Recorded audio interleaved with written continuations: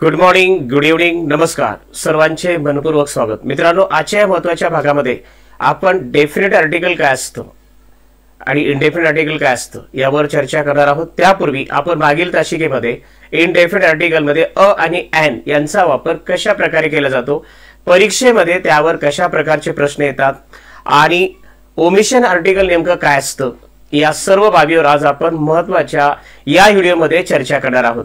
तर बघा मित्रांनो, डेफिनेट आर्टिकल द हे कशा प्रकारे उपयोग केला जातो, त्याचबरोबर कोणत्या शब्दांच्या पुढे म्हणजे कोणत्या नामाच्या पूर्वी आपण कधी आर्टिकल वापरू शकत नाही असे कोणते नाम आहेत यावर आज आपण चर्चा करणार आहोत. ठीक आहे मित्रांनो, तर लक्ष द्या.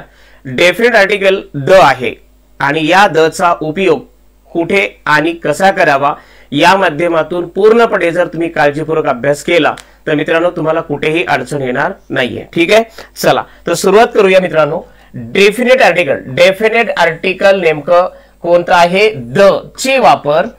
लक्ष द्या. First, common uses of the म्हणजेच द चा उपयोग कुठे कुठे केला जातो, कशा प्रकारे केला जातो यावर आपल्याला पाहणं गरजेचं आहे.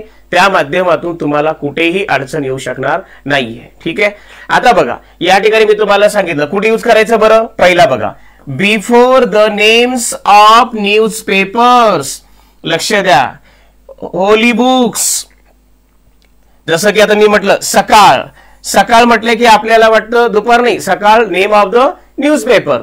मी जर म्हटलं टाइम्स ऑफ इंडिया तर द टाइम्स ऑफ इंडिया. लक्षात घ्या, डेफिनेट आर्टिकलचा उपयोग कुठे करताना या बाबीमध्ये पहिला जो नियम आहे नेम ऑफ द न्यूजपेपर, त्याचबरोबर होली बुक्स. आता होली बुक्स कोणते कोणते आहेत हे पण आम्हाला कळलं पाहिजे. अशा शब्दांचा, अशा नामांचा उपयोग जेव्हा परीक्षेमध्ये झाला असेल तर अशा नामाच्या पूर्वी मित्रांनो द हे डेफिनेट आर्टिकल वापरलं जातं. हा महत्वाचा नियम लक्षात ठेवा. जसं की या ठिकाणी बघा, before the names of newspaper. बघा फॉर एक्झाम्पल, द सकाळ, it is newspaper. Got it everyone. त्यानंतर आता होली बुक्स म्हटल्यानंतर आपल्या डोक्यामध्ये परत एक कॉन्फिडन्स आला पाहिजे. तो म्हणजे बघा कोणता आहे? द सकाळ. आता बघा सकाळ असाही शब्द आला आणि तुम्हाला जर रिकामी जागा भरायची असेल तर त्यावेळेस तुम्हाला इमिडिएटली कळालं पाहिजे की इथे सकाळ हे न्यूजपेपरचं नाव आहे, म्हणून या ठिकाणी द हे आर्टिकलचा वापर केला पाहिजे. ठीक आहे मित्रांनो. त्याच्यानंतर बघा होली बुक कोणता आहे? द गीता. द गीता. कळालं? हे कोण आहे? होली बुक आहे. याचा अर्थ तुम्हाला इथे क्लिअर झाला असेल. होली बुकच्या पूर्वी त्याचबरोबर न्यूजपेपरच्या नावा अगोदर सुद्धा त्या ठिकाणी द हे आर्टिकल वापरलं पाहिजे. उद्याच्या विविध स्पर्धा परीक्षेमध्ये मित्रांनो आपल्याला या माध्यमातून पूर्ण स्पर्धेवर राज्य करायचं असेल तर हे नियम तुम्हाला येणं गरजेचं आहे. हा नियम जर तुमच्या डोक्यात गेला तर तुम्हाला फिल इन द ब्लँक्स किंवा एरर डिटेक्शन सारखे जे प्रश्न असतात त्या ठिकाणी तुम्ही 100% हे संपादन करू शकता. ठीक आहे. त्याच्यानंतर बघा, त्यानंतर पुढचा जो पॉइंट आहे बघा, द नेम्स. बघा before the names of gulf. आता बघा या ठिकाणी गल्फ म्हटलं की आपल्या डोक्यात क्लिअर झालं पाहिजे जे अजून कोणत्या कोणत्या आहेत. बघा the gulf of Mexico. The बघा. त्यानंतर बघा अजून कुठे कुठे वापरायचे मुद्दा. बघा मुद्दा कळल्याशिवाय पुढे जाता येणार नाहीये. द गल्फ ऑफ ओमन. द यांचा वापर केलेला आहे. त्याचबरोबर अजून कुठे कुठे द चा वापर केला जातो मित्रांनो काळजीपूर्वक बघा. आणि हे जोपर्यंत आम्हाला नियम कळणार नाहीत, ज्याला आपण काय दर्या, खोरे, नदी, रेल्वे गाड्या अशा प्रकारचे जे काही वेगवेगळे नाऊन येतात आणि अशा नाऊनच्या पूर्वी आपल्याला उपयोग करताना जर नियमावली परफेक्ट असेल तर आपण इमिडिएटली करू शकतो की या ठिकाणी द हे आर्टिकल वापरणं गरजेचं आहे. ठीक आहे. आता या ठिकाणी बघा त्यानंतर काय नियम आहे? Before the names of rivers. नद्यांच्या नावापूर्वी. मग आम्हाला कळालं पाहिजे आता Ganga, name of the river, that's why I used here the article. Then the Nile. Nile नदीचं नाव आहे. त्यानंतर बघा before the names of islands. बघा बेट समूहांच्या नावापूर्वी सुद्धा आपल्याला द वापरता आलं पाहिजे. बघा मित्रांनो, फॉर एक्झाम्पल आपल्याला दिसताक्षणी कळालं पाहिजे परीक्षेमध्ये रिकामी जागा दिसली की त्या रिकाम्या जागेमध्ये आपल्याला योग्य तो शब्द निवडता आला पाहिजे. आणि योग्य कधी आपण शब्द निवडू शकतो, ज्यावेळेस तुमच्याकडे त्या गोष्टी संदर्भात योग्य माहिती असेल तर त्या ठिकाणी आपलं परफेक्ट होऊ शकतं. ठीक आहे. तर या ठिकाणी बघा काय केलं, बेट समूहाच्या नावापूर्वी सुद्धा काय वापरायचं, द आधी, द अंदमान्स, द लक्षद्वीप. ठीक आहे. त्यानंतर कुठे वापरायचं बघा, before the names of direction, त्याला आपण डिरेक्शन म्हणतो, दिशांच्या नावापूर्वी. लक्षात आलं, दिशांच्या नावापूर्वी सुद्धा इनडेफिनेट आर्टिकल नसतं, तर मित्रांनो त्या ठिकाणी डेफिनेट आर्टिकल असतं. फॉर एक्झाम्पल बघा, the east, the west is name of the directions. दिशांच्या नावापूर्वी सुद्धा द, नद्यांच्या नावापूर्वी द, न्यूजपेपरच्या नावापूर्वी द. लक्ष द्या, अशा प्रकारचे हे नियम जर तुमच्या डोक्यामध्ये परफेक्ट असतील तर इंग्रजीमध्ये घाबरण्याची गरज नाही मित्रांनो. आपल्याला रूल्स आणि रेग्युलेशन मात्र कॉन्फिडेंटली आले पाहिजे, त्या माध्यमातून प्रत्येक रिकामी जागेवर आपण सहजपणे करू शकतो. जे विद्यार्थी हा पूर्णपणे व्हिडिओ बघतील त्यांना आर्टिकल या संबंधात कुठल्याही प्रकारची अडचण राहणार नाही मित्रांनो. ठीक आहे. चला, तर या ठिकाणी पुढचा नियम काय बघा, before the names of famous buildings. लक्षात घ्या, म्हणजे प्रसिद्ध इमारतीच्या नावापूर्वी सुद्धा आपल्याला तिथे द वापरायचं आहे. मग ताजमहल असेल, चार मिनार असेल, कुतुब मिनार असेल, या सर्व प्रसिद्ध इमारतीच्या नावापूर्वी सुद्धा द वापरायचं आहे. अशा प्रकारचे कॉन्फिडेंटली जर नियम तुमच्या डोक्यामध्ये असतील तर तुम्हाला रिकामी जागा भरा अशा प्रकारचे प्रश्न आले तर त्या प्रश्नाला उत्तर निवडताना तुम्हाला कुठल्याही प्रकारची अडचण येऊ शकणार नाहीये. ठीक आहे फ्रेंड. जसं की आता या ठिकाणी बघा, द ताजमहल, द चार मिनार, लक्ष द्या, किंवा द कुतुब मिनार. कळालं मित्रांनो. अशा प्रकारचे प्रश्न परीक्षेमध्ये आर्टिकलचे येतात आणि रिकामी जागा भरताना बऱ्याच विद्यार्थ्या मित्रांमध्ये एक भ्रम पसरलेला असतो की इंग्लिशमध्ये नेमकं आर्टिकल म्हणजे काय असतं, आर्टिकल कुठे वापरलं जात नसतं, हे बरेच काही प्रश्न आहेत. जसं की तुम्हाला माहिती आहे अनकाउंटेबल नावाच्या पूर्वी कधी आर्टिकल वापरलं जात नसतं. जसं की अनकाउंटेबल म्हणजे मटेरियल नाम, जसं की वॉटर आहे, केरोसिन आहे, त्याचबरोबर पेस्ट आहे, सिमेंट आहे, दीज आर समथिंग. आता अशा पूर्वी आर्टिकल वापरल्या जात नाहीत, परंतु त्यांच्या सोबत जर एखाद्या साधनांचा उपयोग केला जाईल तर मात्र अशा वेळेस तिथे आर्टिकल वापरल्या जाऊ शकतं. पण साधनाचा उपयोग केला तर जसं की I want a glass of water, अशा प्रकारची. ठीक आहे. अशा प्रकारची उदाहरणाच्या माध्यमातून आपण प्रवास केला तर मित्रांनो कुठल्याही प्रकारची इंग्रजी तुम्हालाही अवघड वाटणार नाही. अवघड कधी वाटते, ज्यावेळेस आपल्याला त्याची पूर्णपणे जे नियमावली आहे हे नियमावली जर माहित नसेल तर त्या ठिकाणी मात्र आपला त्रास होऊ शकतो. ठीक आहे. चला, त्याच्यानंतर पुढचा नियम आहे की अजून तर आर्टिकल कुठे कुठे वापरलं जातं बघा. पुढचा नियम आहे मित्रांनो बघा, before the names of seize.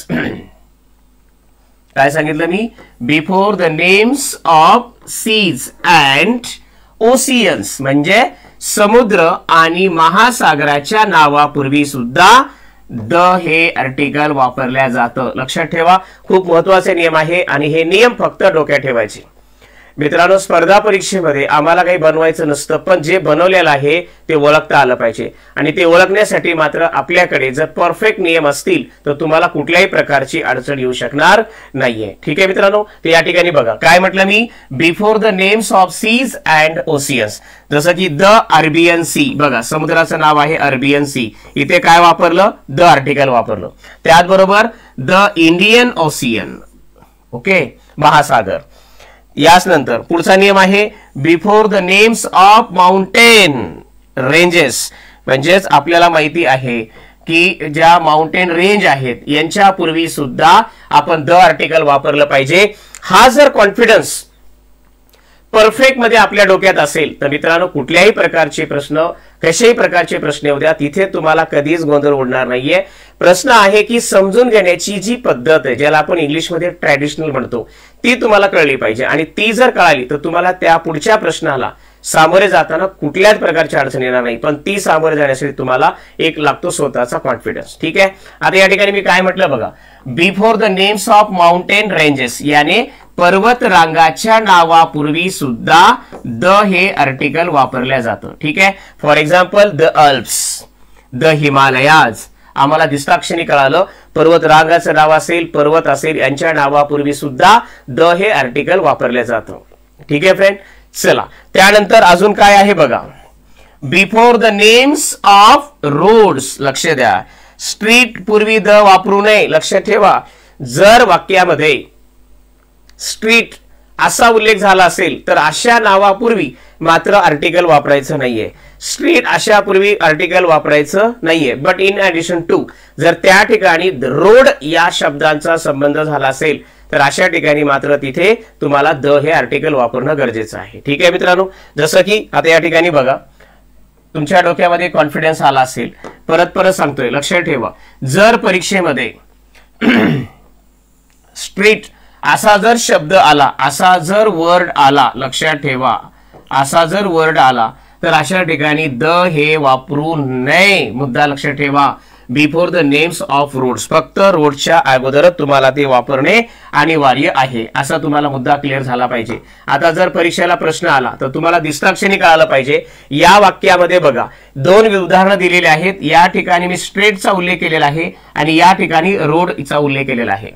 जर तुमच्याकडे नियम नसेल, जर तुमच्याकडे कॉन्फिडन्स नसेल तर मित्रांनो त्या ठिकाणी तुम्हाला त्रास होऊ शकतो. म्हणून मी परत सांगतोय, दिलेल्या विधानामध्ये प्रत्येक गोष्ट तुमच्या डोक्यामध्ये कॉन्फिडेंटली पाहिजे. ठीक आहे. आता या ठिकाणी बघा, द महात्मा गांधी रोड आणि या ठिकाणी दिले द महात्मा गांधी स्ट्रीट. तर बघा, तुम्हाला नियम दिलेला आहे, जेव्हा स्ट्रीट यांचा उल्लेख होतो तिथे द वापरल्या जात नाहीये. तर द कुठे वापरल्या जातं, ज्या वाक्यामध्ये रोड या शब्दांचा उल्लेख केलेला असतो. असे नियम आपल्या डोक्यामध्ये जर परफेक्ट असतील तर मला वाटतं it's better way for golden opportunity. सुवर्ण संधी येण्यासाठी हा खूप मार्ग मिळेल अँड ही खूप सक्सेस होणार. पण आपल्याकडे जर नियमावली नसेल मित्रांनो तर या ठिकाणी आपल्याला भयानक त्रास होऊ शकतो. ठीक आहे. चला, तर या ठिकाणी ही गोष्ट क्लिअर झाली असेल. आय होप तुम्हाला ती समजलेली आहे. आता पुढच्या काही नियम आहेत बघा. नेमकं बघा, आता या ठिकाणी काय दिलंय, वरील नामे वापरताना वाक्याचे क्रियापद, लक्षात ठेवा, लर्न हा खूप महत्वाचा नियम आहे. लर्न, लाईक, प्ले असायला हवे, तर पूर्वी द वापरले जाते. लक्षात ठेवा, वरील नामे वापरताना वाक्याचे क्रियापद लर्न असेल किंवा लाईक असेल किंवा प्ले असेल असायला हवे, तर पूर्वी द वापरले जातं. ठीक आहे. त्याच्यानंतर मात्र प्ले ऑन शब्द कोणतेही आर्टिकल वापरू नये. लक्ष द्या, प्ले ऑन सोबत कोणतेही आर्टिकल वापरू नये हा महत्वाचा नियम तुमच्याकडे परफेक्ट असला पाहिजे. जोपर्यंत आपल्याला नियम्स कळत नाहीत तोपर्यंत आपल्याला इंग्रजीचा अजेंडा कळू शकत नाही मित्रांनो. ठीक आहे. या ठिकाणी क्लिअर आहे. त्यानंतर बघा, तसेच वरील संगीत वाद्यांचा वापर मालकी हक्क दर्शवण्यासाठी झाला असेल तर मात्र तिथे द वापरू नये. लक्षात घ्या, मालकी हक्क म्हणजे कसा, जसं म्हणत असतो की आय हॅव अ बाईक, म्हणजे माझी गाडी, मला एक गाडी आहे म्हणजे माझा त्याचा मालकी हक्क आहे, त्याचा अधिकार आहे, माझा ताबा आहे. अशा प्रकारची काही वाक्य येऊ शकतात. तर मित्रांनो लक्षात ठेवा. आता या ठिकाणी मी काही उदाहरणं देणार आहे. ते उदाहरणं तुम्हाला दिसताक्षणी कळाली पाहिजे आणि हा नियम मात्र तुमच्या डोक्यात कॉन्फिडेंटली येणं गरजेचं आहे. ठीक आहे. आता या ठिकाणी बघा, अंजली प्लेज द तबला. अंजली काय करते, प्लेज द तबला. तबला काय करते, वाजवते. He plays on tabla, on the tabla. आता तुम्हाला मी सांगितलं, प्लेजच्या जोडीला जर ऑन आले तर द वापरत नसतात. हा नियम आपण आताच दिलेला आहे आणि अशा प्रकारचे वाक्य परीक्षेमध्ये एरर डिटेक्शन ओळखताना आपल्याला या नियमावलीचा फायदा 100% झाल्याशिवाय राहणार नाही मित्रांनो. ठीक आहे. आणि हा फायदा होण्यासाठी आपल्याला पूर्णपणे माहिती घेणं गरजेचं आहे. ज्या विद्यार्थ्याला असं वाटतं की इंग्रजीमुळे आपला निकाल जात आहे, अशा विद्यार्थ्यांनी जर पूर्ण नियमवाली अभ्यासली तर त्या विद्यार्थ्याला कुठेही मार्काची भीती वाटणार नाहीये, त्याला चांगल्यापैकी मार्क पडू शकतात. ठीक आहे मित्रांनो. त्याचं बघा, त्यानंतर बघा, ही हॅज द ड्रम. ठीक आहे, but I have a drum. लक्ष द्या, या ठिकाणी आपल्याला कळालं पाहिजे की मालकी हक्क दाखवताना सुद्धा आपल्याला कळायला पाहिजे द वापरू नये. इथे काय नियम दिला, इथं परत नियम बघा, नियमावलीवर जास्त लक्ष द्यायचे. काय नियम दिला बघा या ठिकाणी, वरील संगीताचा वापर मालकी हक्क दर्शनी झाला असेल तर द वापरू नये. लक्षात ठेवा, द वापरू नये, मालकी हक्क दर्शवण्यासाठी झालेला असेल तर. आता या ठिकाणी काय सांगितलं, ही हॅज द ड्रम. चालेल का, मग नाही चालणार. आय हॅव ड्रम, द चालत नाहीये. त्याच्यानंतर बघा, समाजातील एखादा वर्ग दर्शवण्यासाठी जर ऍडजेक्टिव्ह पूर्वी द चा वापर होतो. लक्षात ठेवा, समाजातील असे काही घटक असतात, असे काही वर्ग असतात की त्यांना दर्शवण्यासाठी आपण वेगवेगळ्या आर्टिकलचा उपयोग करत असतो. तर मित्रांनो, इथे नियम लक्षात ठेवा.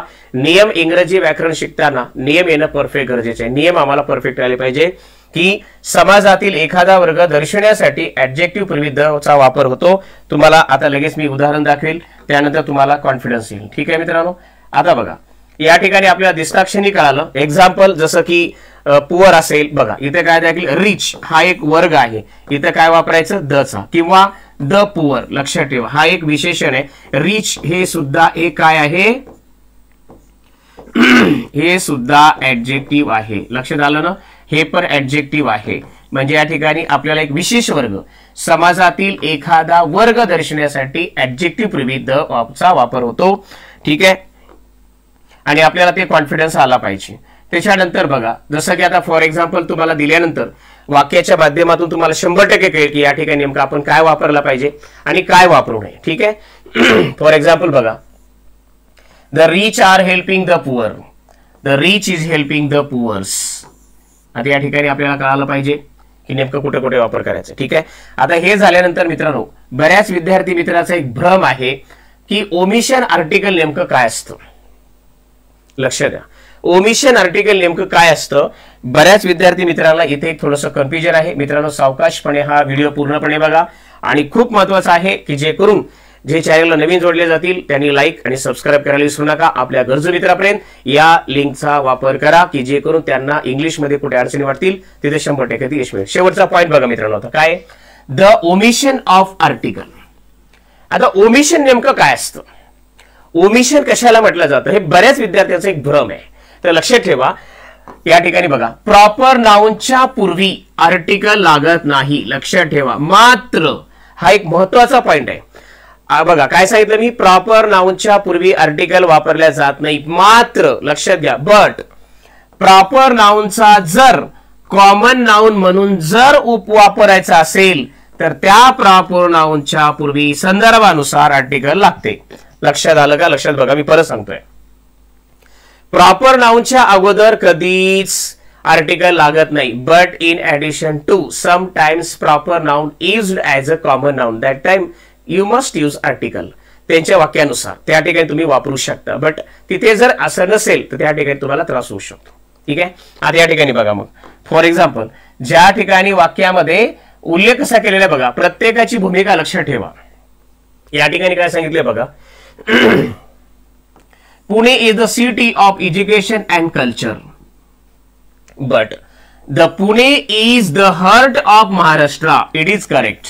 इथे आर्टिकल वापरलं का आपण? नाही वापरलं. पण इथे काय वापरलं? Because the Pune is the heart of Maharashtra. म्हणजे या वाक्यामध्ये आपल्याला हे कळलं पाहिजे, जसं की आपण म्हणतो Ganga is the Nile of India, म्हणजे द नाईल मी काय म्हटलं, Mumbai is the London of India.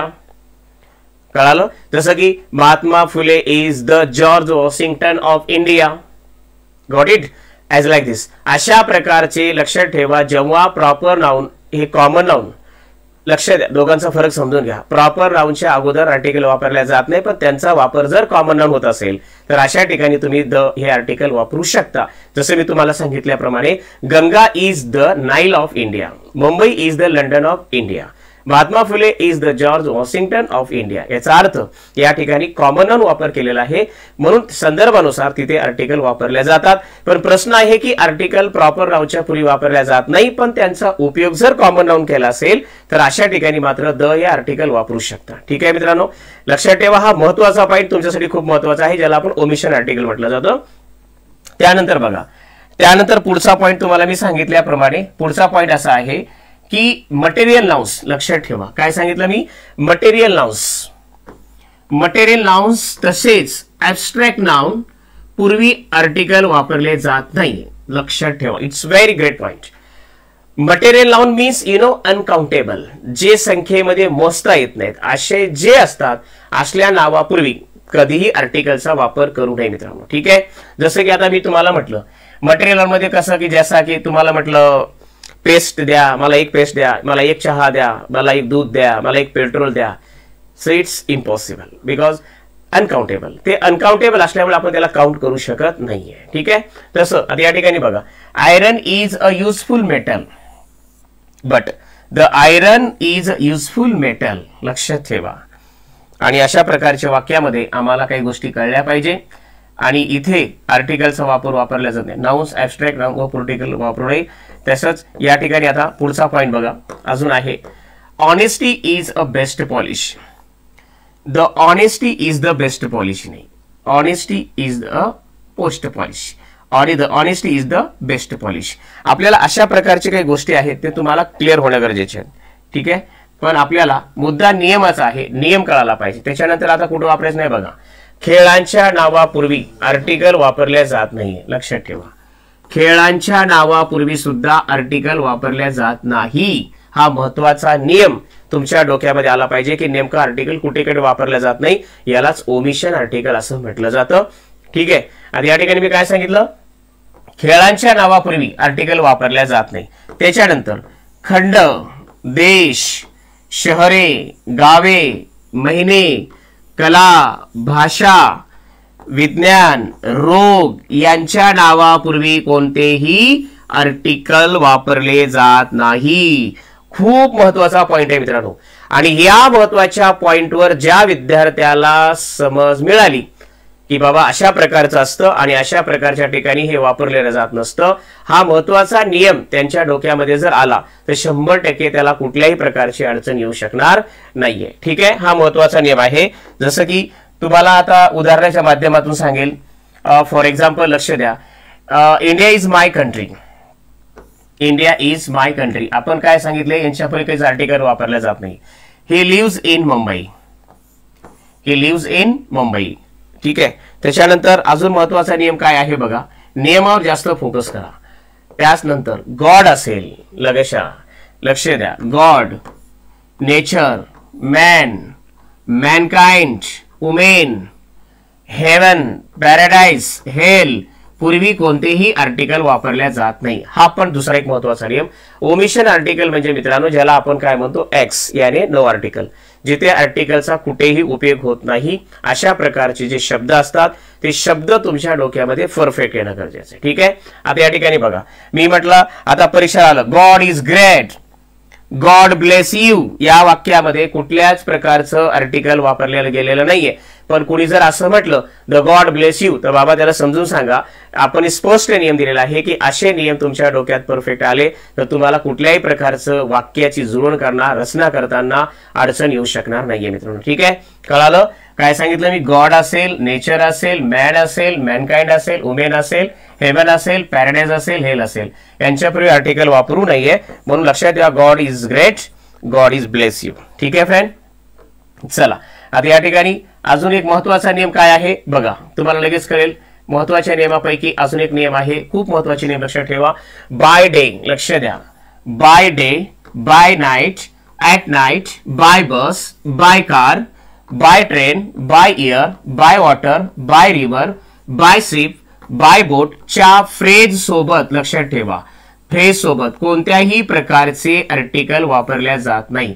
हा एक महत्वाचा नियम या ठिकाणी तुम्हाला 100% कन्फ्युजन दूर करण्यासाठी मदत करू शकतो. अलग लक्षामध्ये काय सांगितलं मी, या शब्दापूर्वी कधीच आर्टिकल वापरल्या जात नाही. फॉर एक्झाम्पल इथे बघा काय दिलं, I travelled by the car. लक्षात घ्या, या ठिकाणी आपण सांगितलंय by day, by night, at night, by bus, by car. हे असं जर आलं, बाय ट्रेन असेल, बाय एअर असेल, यांच्यापूर्वी कधीच आर्टिकल वापरू नये. तर उत्तर काय पाहिजे मित्रांनो, असं पाहिजे, I travelled by car. Got it everyone. तर अशा प्रकारचे प्रश्न परीक्षेमध्ये आल्याच्या नंतर जर मित्रांनो आपल्याकडे कुठल्या प्रकारची नियमावली नसेल तर त्या ठिकाणी आपण कन्फ्युजन मध्ये अडकतो आणि गोंधळात अडकलं की आंधीर टोले मारायचा प्रयत्न करतो. तर अशा आंधीर टोले मारल्यापासून, आंधीर टोल्याच्या क्रियेपासून जर तुम्हाला बचाव करून घ्यायचा असेल तर हे नियम पूर्ण बघा. आणि हा नियम 100% तुम्हाला कुठल्याही प्रकारच्या स्पर्धा परीक्षेला तयारी करत असणाऱ्या विद्यार्थ्यांसाठी 100% उपयोगी पडणार आहे मित्रांनो. ठीक आहे. चला तर या ठिकाणी तुम्हाला मी सांगितलेलं आहे की असे कोणते शब्द असतात ज्या शब्दापूर्वी आपल्याला कुठल्याही प्रकारचं अडचण येणार नाहीये. ठीक आहे मित्रांनो. तर लक्षात ठेवा, आजच्या या महत्त्वाच्या व्हिडिओमध्ये अपेक्षा करतोय की तुम्हाला 100% आवडला असेल. तर मित्रांनो, लाईक सबस्क्राईब करायला विसरू नका. वेदांत करिअर अकॅडमी मार्फत इंग्लिश आणि मराठी डेली लेक्चर 2 दिवसांनी 3 दिवसानंतर डेली मध्ये तुमच्यासोबत युट्यूबच्या माध्यमातून मी जोडला जातोय. याच्या मागे उद्देश आहे, जे विद्यार्थी भीतीच्या अवस्थेमध्ये आहेत अशा विद्यार्थ्यांची भीती पण दूर करण्यासाठी तुमच्यासाठी सदैव चॅनल तयार आहे. ठीक आहे मित्रांनो, तर आजच्या भागामध्ये आपण थांबूया. पुन्हा नवीन व्हिडिओ तुमच्यासाठी 100% मिळणार आहे. तर मित्रांनो, लाईक सबस्क्राईब करायला विसरू नका. All the best. थँक्यू.